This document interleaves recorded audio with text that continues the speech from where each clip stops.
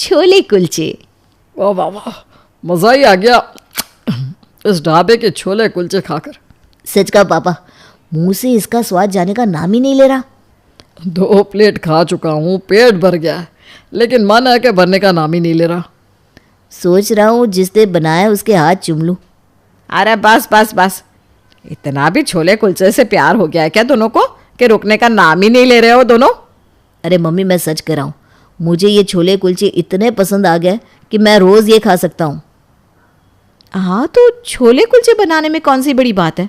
और नहीं तो क्या, हम दोनों इससे भी अच्छे अच्छे पकवान बनाते हैं आप दोनों के लिए।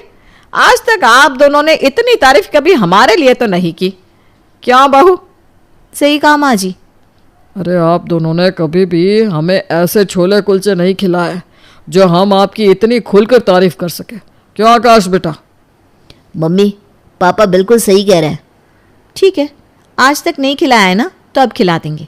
आजकल YouTube पर सारी रेसिपी मिल जाती है, मैं एक बार देख लूँगी और आप दोनों को इससे भी अच्छे कुलचे और छोले बनाकर खिला दूँगी, देखना। हाँ हाँ, इसी संडे को बना देते हैं बहू। ठीक है माँ जी। आकाश और अपने ससुर के छोले कुलचे के प्रति प्यार ने दिव्या को भी उत्साहित कर दिया और वो लग गई कुलचे की अलग अलग रेसिपीज़ को देखने। लेकिन उसे तब पता चला कि कुलचे एक प्रकार के नहीं बल्कि कई प्रकार के बनते हैं। कुलचे इतने तरीके से बनते हैं, मुझे तो पता ही नहीं था। कोई ब्रेड का कुलचा बना रहा है, कोई मैदे का, कोई आटे का, और सारे ही ना मुश्किल लग रहे हैं मुझे तो। लेकिन अब कह दिया है तो बनाना तो पड़ेगा ही। एक काम करती हूँ, सबसे आसान वाला कुलचा बनाऊंगी। हाँ, ये वाला अच्छा है, ये आसान भी लग रहा है और जल्दी बन भी जाएगा। इसमें ज़्यादा कुछ करना भी नहीं है, मैदा दही का आटा ही लगाना है और तवे पर सेकना है, बस। हाँ, अब देखती हूँ मेरे कुलचे की तारीफ कैसे नहीं करते ये लोग। दिव्या ने शनिवार को ही सारा सामान लाकर रख दिया और सबको ये खबर दे दी कि कल संडे को छोले कुलचे बनाएगी वो। कल मेरे लिए कोई गिफ्ट लेकर रखना, समझे? पता चला कि मेरे कुलचे खाकर आपके पास देने के लिए कोई तोहफा ही ना हो। हाँ, मैं ऐसे नहीं मानने वाली। अरे पहले बनाओ तो सही, फिर हम देखेंगे कि गिफ्ट क्या देना है। आज तो मुझे बस कुलचे के ही सपने आने वाले हैं। कब सुबह होगी, कब मैं उन कुलचों को खाऊंगा। अरे मैंने तो चूरन भी मंगवा लिया है, हो सकता है छोले कुलचे देखकर मैं ज़्यादा खा लूँगा, तो पेट के लिए चूरन मंगवा लिया। हाँ हाँ, जो तैयारी करनी है अभी कर लो, कल तो खुद को रोक भी नहीं पाओगे आप दोनों। संडे की सुबह होते ही दिव्या ने छोले और कुलचे बनाना शुरू कर दिया। हालांकि उसके छोले तो बन गए थे, लेकिन कुलचे कभी जल जाते तो कभी फट जाते। ऐसा करते करते सुबह से दोपहर हो चुकी थी और सब लोग टेबल पर छोले कुलचे का इंतजार कर रहे थे। कितनी अच्छी खुशबू आ रही है ना छोले की। छोले की खुशबू से जीभ में पानी आ रहा है। अरे सब्र करो, आ जाएगा अभी खाना। ये लो, आ गई दिव्या बहू। ये रहे छोले, ये रहा नींबू वाला प्याज, ये रहा अचार, ये रहे साथ में खाने के लिए पापड़। और कुलचे? अरे पापा जी, आज मैंने छोले मसालेदार बनाए, इसके लिए ना इसके साथ भटूरे बनाए। कुलचे इन छोलों के साथ अच्छे नहीं लगेंगे, आप भटूरे खाकर तो देखिए। अरे हम तो किसी भी छोले की सब्जी के साथ कुलचे खा लेते। अरे मैं कह रही हूँ ना, इन छोलों के साथ कुलचे अच्छे नहीं लगते। मैं अगली बार बना दूंगी ना कुलचे, इस बार तो भटूरे खा लीजिए। चल बेटा, भटूरे ही खा लेते हैं, अगली बार कुलचे खा लेंगे। दिव्या से कुलचे बने नहीं तो उसने भटूरे बना दिए, लेकिन इस पात्र को कावेरी समझ गई थी, इसलिए खाने के बाद वो रसोई में आती है और दिव्या से कहती है, कहाँ गए? क्या? कौन कहाँ गए मम्मी जी? अरे जले हुए कुलचे कहाँ गए, ये पूछ रही हूँ मैं। आपको पता चल गया मम्मी जी, वो ना मैंने कचरे में डाल दिए। तेरी शक्ल देखकर ही मैं समझ गई थी कि तुझसे कुलचे नहीं बने हैं। अरे मुझे लगा था कुलचे बनाना आसान होगा, लेकिन जब मैं बनाने लगी ना तो मुझसे एक भी कुलचा ठीक से नहीं बन रहा था। अरे इसीलिए तो कहते हैं कि सास सास होती है। तो देखना, अगले संडे मैं बनाऊंगी कुलचे। मेरी एक सहेली है जो बढ़िया कुलचे बनाती है, उससे पूछ लूँगी, और देखना कितने अच्छे कुलचे बनते हैं। हाँ हाँ मम्मी जी, देखते हैं। इस बार कुलचे बनाने का मिशन कावेरी ने अपने कंधों पर लिया था और उसे पक्का यकीन था कि उसे इतने सालों का अनुभव है खाना बनाने का, तो उससे तो कुलचे आसानी से बन जाएंगे। इसलिए उसने हफ्ते पहले से ही अपनी सहेली से कुलचे बनाने की रेसिपी लेना शुरू कर दिया। अरे बस इतना ही करना है, मेरी बहू तो खामखा डर रही थी। खैर ठीक है, मैं तो ये आसानी से बना लूंगी। तू देखना, इस संडे को मेरे पति और बेटा मेरा हाथ ना चूमे तो कहना। कावेरी को अपने ऊपर बड़ा भरोसा था कि ये कुलचे बनाना तो उसके बाएं हाथ का खेल है। उसने सुबह से ही तैयारी शुरू कर दी और रसोई से बहुत अच्छी खुशबू भी आ रही थी। सब लोग बाहर खाने के टेबल पर छोले कुलचे का इंतजार कर रहे थे। आह, क्या खुशबू आ रही है तड़के की। लगता है माँ ने छोले के ऊपर अभी अभी तड़का लगाया है। अरे मैंने तुम्हारी माँ से यूं ही शादी थोड़ी ना की है। उसके तड़के की खुशबू से ही तो मैं उसे इतना पसंद करता हूँ। वाह, ये लो माँ लेकर आ गई सब कुछ। ये लो आपकी पसंद के प्याज के पकोड़े, साथ में मिर्ची के पकोड़े और तड़के वाले छोले, और ये रहे मटर वाले चावल। मटर वाले चावल? अरे जब मैंने छोलों को देखा तो मुझे लगा मटर वाले चावल तो इसके साथ बड़े ही स्वाद लगेंगे। कुलचे तो हम कभी भी खा सकते हैं, आज मटर वाले चावल खा लो, बड़े ही स्वाद लगेंगे। अरे चावल और छोले तो कई बार खा चुके हैं हम, हमें कुलचे खाने थे। अरे चावल थोड़ी ना है ये, मटर पुलाव है, खा कर तो देखो क्या स्वाद है। खाओ खाओ। खा ले बेटा, लगता है कुलचे के लिए हमें अगले संडे का इंतज़ार करना पड़ेगा। दिव्या मन ही मन मुस्कुरा रही थी क्योंकि उसे भी पता था कि उसकी सास से भी कुलचे नहीं बन पाए हैं। क्या हुआ मम्मी जी, आपके वाले कहाँ गए? अरे मैंने गाय को खिला दिए, आधे जल गए और आधे बने ही नहीं। मैंने कहा था ना, कुलचे बनाना इतना आसान नहीं है। अरे मुझे लगा था बड़ा आसान होगा, लेकिन भाई ये कुलचे बनाना तो बड़ा ही मुश्किल है। लेकिन अब करे भी तो क्या, इन दोनों से तो कह दिया है कि घर में कुलचे बनाएंगे। अब तो एक ही रास्ता है, काजल। काजल दीदी? काजल दीदी को आते हैं क्या कुलचे बनाना? अरे काजल ने मुश्किल से मुश्किल खाना भी आसानी से बनाना सीखा है, तो ये तो उसे पक्का आता ही होगा। दिव्या और कावेरी ने काजल को फ़ोन किया और सारी बात बता दी। काजल भी अपनी कुकिंग डायरी को लेकर पहुंच गई अपने मायके। अरे दिव्या, तुम चिंता ना करो, ये मेरी कुकिंग की डायरी है ना, ये सब आसान कर देगी। इसमें से देखकर मैंने बहुत कुछ बनाया है। दीदी अब तो बस आपका ही आसरा है। हाँ काजल, आज तू हमारी लाज रख लेना प्लीज़। अरे आप दोनों चिंता क्यों कर रही हैं? आप बेफिक्र होकर जाइए, मैं इतने अच्छे कुलचे बनाऊंगी कि वो दोनों मेरे कुलचे के दीवाने हो जाएंगे। दीदी की बातों से लग रहा है कि उनकी ये कुकिंग डायरी आज ज़रूर कुछ कमाल करेगी। हाँ मुझे भी कुछ ऐसा ही लग रहा है। चल बेटा, हम दोनों छोले बना देते हैं और तू कुलचे बना देना। हाँ ठीक है मम्मा। काजल की कुकिंग डायरी सच में कमाल थी। उसमें कई सारी रेसिपीज़ थी जो बहुत बेहतर थी। काजल ने उस डायरी में से सबसे आसान तरीका निकाला कुलचे बनाने का और बड़े आराम से अपना काम करने लगी। माँ जी, अच्छा हुआ ना हमने काजल दीदी को बुला लिया। हाँ सच कह रही है, आज हम दोनों उससे कुलचे बनाने की रेसिपी ले ही लेंगे। ये लो आ गई दीदी। अरे वाह दीदी, आज तो बड़ी अच्छी खुशबू आ रही है। अरे आएंगी क्यों नहीं, आप दोनों का पसंद का खाना जो बनाए आज। अरे आज तो लगता है इच्छा पूरी हो ही जाएगी। हाँ ये देखो, छोले और मक्खन वाली ब्रेड। ब्रेड? इसका मतलब दीदी से भी नहीं बने कुलचे। सत्यानाश हो इन कुलचों का। और ये रहे कुलचे। कुलचे ये कहाँ से आए? मुझे लगा ही था कि जब आप बाहर से ब्रेड मंगवा रही थी और रसोई से जले हुए कुलचे की खुशबू आ रही थी तो मैंने बाहर से कुलचे ऑर्डर कर दिए थे। अरे वो तो मेरे कुलचे बन ही गए थे बस। काजल रहने दे बेटा, चल खा ले आप कुलचे। अच्छा किया बाहर से ही मंगवा लिया। हम छोले बना दिया करेंगे, आज के बाद कुलचे आप बाहर से ही ले आना।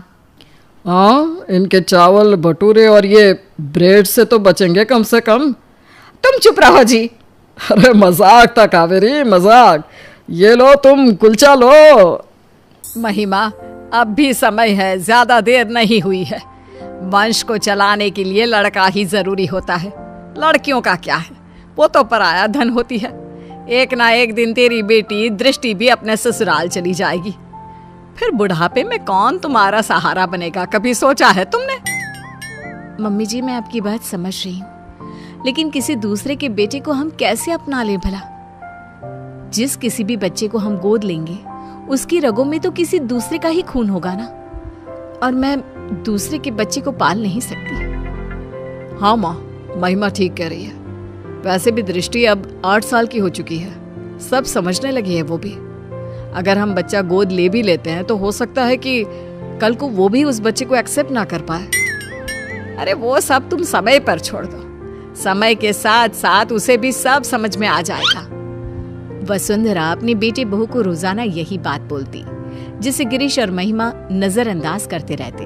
फिर एक दिन, तुम लोगों को पता है वो जो हमारे पड़ोस में विमला रहती थी ना, जिसकी सिर्फ 2 बेटियां थी, आज उसकी बंद कमरे में लाश मिली है। जानती हो, उसकी सास ने भी उसे समझाने की बहुत कोशिश की थी कि किसी लड़के को गोद ले आए, लेकिन उसने अपनी सास की एक ना सुनी, और देखो आज कंधा देने वाला भी कोई नहीं।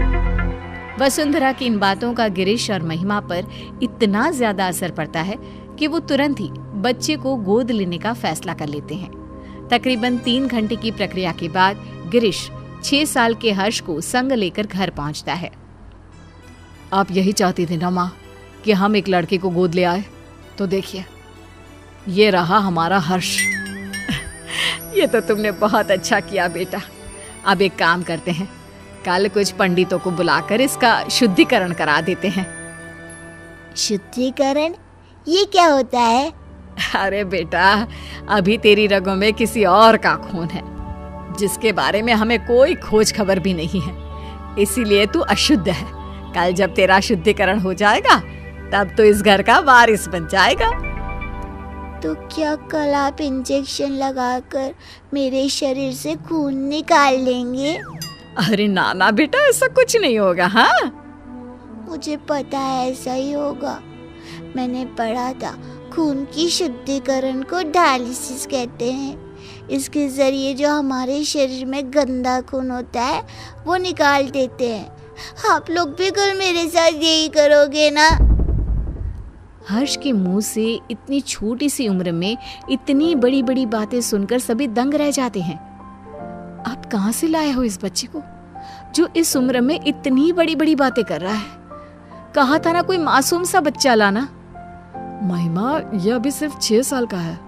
अगर मैं इससे भी छोटा बच्चा लाता तो तुम्हें पता ही है छोटे बच्चों के साथ कितनी दिक्कतें होती हैं। हाँ, लेकिन आपको यही बच्चा मिला जो इस उम्र में इतना कुछ समझता है। उससे तो आगे भगवान ही बचाए। मैं दृष्टि के पास जा रही हूँ, आप संभालिए इस शैतान को। अगले दिन पंडित को बुलाकर शुद्धिकरण की पूजा भी करा दी जाती है, लेकिन उसके बाद भी घर का कोई भी सदस्य उसे अपना नहीं पाता। वो घर में सजावट के लिए पड़ी किसी चीज की तरह था। इसी तरह 1 साल बीत जाता है। समय के साथ साथ हर्ष को भी अपनी और सौतेले में फर्क समझ आ जाता है। अब दृष्टि 9 की और हर्ष 7 साल का हो चुका होता है। दृष्टि बेटा, मैंने तुम्हारे लिए एक साइकिल खरीदी है। अब तुम्हें स्कूल बस से जाने की कोई जरूरत नहीं है। थैंक यू पापा। पापा, मेरे लिए भी आप एक साइकिल खरीद लीजिए। स्कूल बहुत दूर है, मैं आने जाने में थक जाता हूँ। अगर स्कूल इतना ही दूर है तो कल से जाने की कोई जरूरत नहीं है, घर पर बैठ जा। मेरे पास इतने पैसे नहीं कि अब तुझे भी साइकिल खरीद कर दे सकूं। हर्ष मुंह लटकाकर वहां से चला जाता है। तुम लोग क्यों उसे अपना नहीं पा रहे हो? आखिर कब तक ऐसे ही उसके साथ सौतेलापन का व्यवहार करते रहोगे? दृष्टि की तरह अब वो भी तुम लोगों का बेटा है। बुढ़ापे में वही तुम्हारा सहारा बनेगा। माँ प्लीज, आपके कारण ही हम इस लावारिस को उठाकर घर लाए हैं। इससे आगे हम और कुछ नहीं कर सकते। ऐसा तो तुम उसकी जिंदगी बर्बाद कर रहे हो बेटा। अगर आपको ऐसा ही लगता है तो छोड़ आइए इसे वहीं जहां से ये आया था। तुम्हारे अंदर की इंसानियत कहाँ मर गई? जब से आया है तब से लेकर आज तक तुमने उसे कभी एक बाप का प्यार नहीं दिया। जरा सा भी तरस नहीं आता तुम्हें उस पर। माँ प्लीज, ये सब बातें आप मुझसे ना ही करो तो बेहतर होगा। 2 दिन बाद आज हर्ष बहुत खुश होता है और उछलते हुए अपनी माँ के पास आता है। माँ, मेरा रिजल्ट आ गया। देखिए, मैंने अपनी पूरी क्लास में टॉप किया है। तुम मुझे क्यों माँ बुला रहा है? मैं तेरी माँ नहीं हूँ, समझा? अरे क्यों डांट रही है बच्चे को? माँ ही तो है तू उसकी। सगी माँ नहीं हूँ मैं इसकी, जो ये इस तरह बार बार मुझे माँ माँ बुलाता रहता है। ये सगी माँ कौन होती है?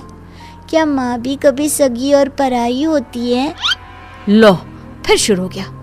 माँ जी, आपने ना इसे बहुत सर पर चढ़ा रखा है, अब आप ही संभालिए इसे। दृष्टि स्कूल से आती ही होगी, मुझे उसके लिए खाना भी बनाना है। इतना कहकर महिमा वहां से चली जाती है।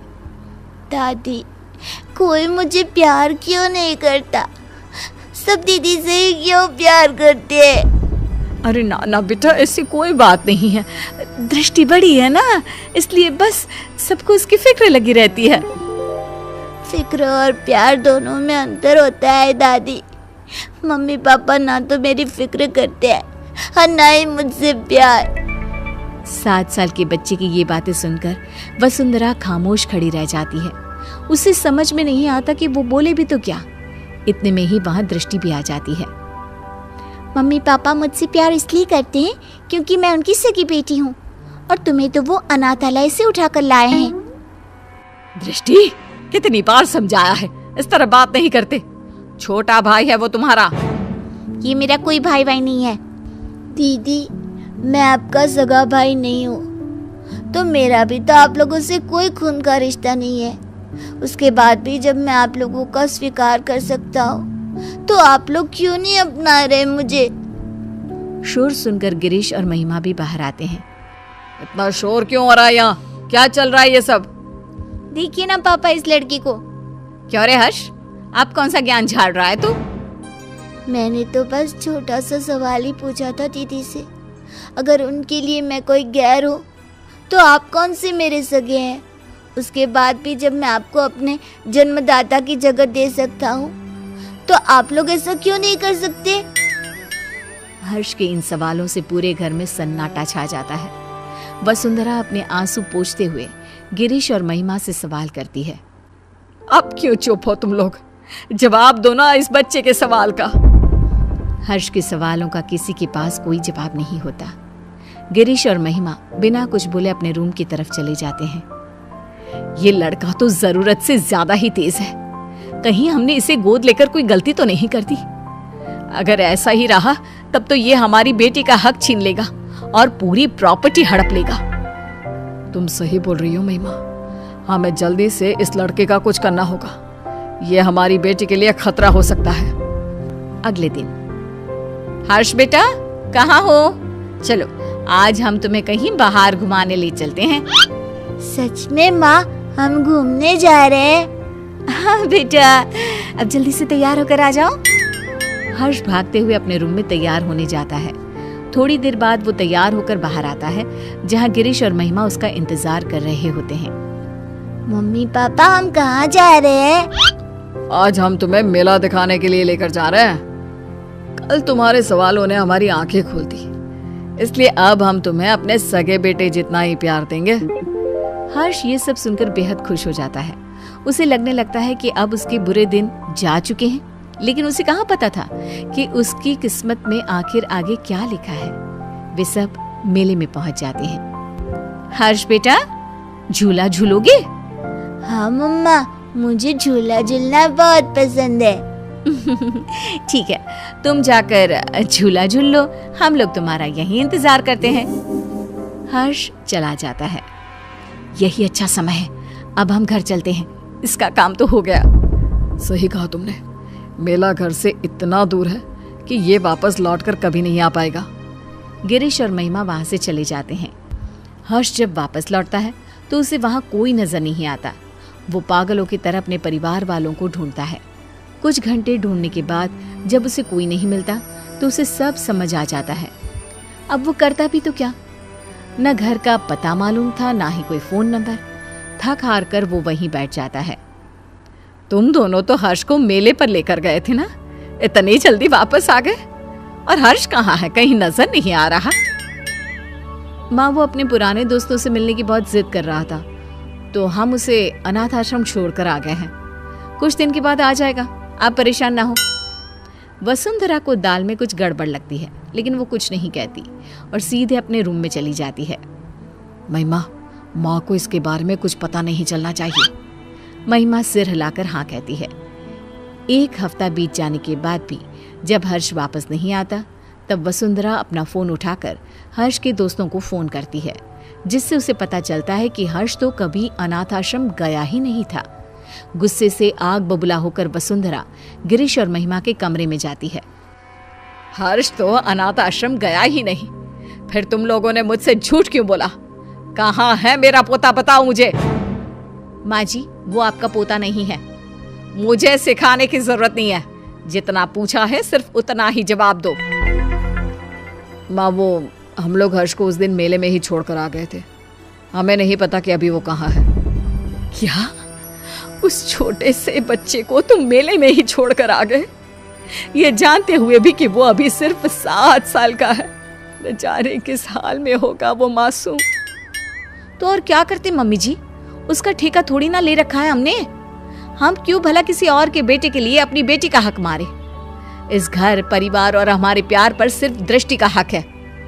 अगर ऐसी ही बात है तो मैं तुम्हें याद दिला देती हूँ कि तुम भी कोई मेरे सगे बेटे नहीं हो।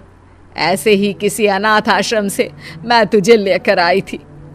अगर उस समय मैं भी यही करती तो आज तुम भी दर दर की ठोकरें खा रहे होते। मैं नहीं जानती थी कि तुम दोनों की सोच इतनी छोटी भी हो सकती है। वसुंधरा की बातों से दोनों का सिर शर्म से नीचे झुक जाता है। उन्हें अपनी गलती का एहसास तो हो चुका होता है, लेकिन अब शायद बहुत देर हो चुकी होती है। दोनों हर्ष को ढूंढते हुए उसी मेले की तरफ पहुंच जाते हैं, लेकिन वहां उन्हें सिवाय सन्नाटे के कुछ नजर नहीं आता। अगले दिन गिरीश और महिमा फिर से उसी मेले में हर्ष को ढूंढने जाते हैं। क्या हुआ साहब, किसी को ढूंढ रहे हो क्या? कुछ दिन पहले हमारे साथ एक बच्चा आया था ना, जिसने झूला भी झूला था। आपने उसके बाद से कहीं देखा उसे? नहीं, उसके बाद मैंने उसे देखा तो नहीं, लेकिन उस दिन बहुत रो रहा था बेचारा। रात तक यहीं बैठकर रोता रहा, फिर अचानक न जाने कहाँ गायब हो गया। गिरीश और महिमा आगे बढ़ते हुए फिर किसी से पूछते हैं। आप जिस बच्चे को ढूंढ रहे हो ना, वो तो 2 दिन पहले ही मर चुका है। बेचारा पिछले कई दिनों से यहाँ रोज आकर अपने मम्मी पापा को ढूंढता था। कई दिनों से कुछ खाया भी नहीं था उसने। फिर एक दिन एक्सीडेंट में उसकी मौत हो गई। 7 साल की मासूम की मौत के बारे में सुनकर गिरीश और महिमा के पैरों तले जमीन खिसक जाती है। उनकी घटिया सोच आज एक मासूम की मौत की वजह बन चुकी थी। क्या गिरीश और महिमा का एक 7 साल के बच्चे को लेकर ऐसा बर्ताव उचित था? गोद लिए हुए बच्चे को अपनाने के बाद भी आखिर क्यों उन पर सौतेले और अनाथ होने का टैग लगा दिया जाता है? क्या सिर्फ खून के रिश्ते ही रिश्ते होते हैं? दिलों के रिश्तों का कोई वजूद नहीं होता?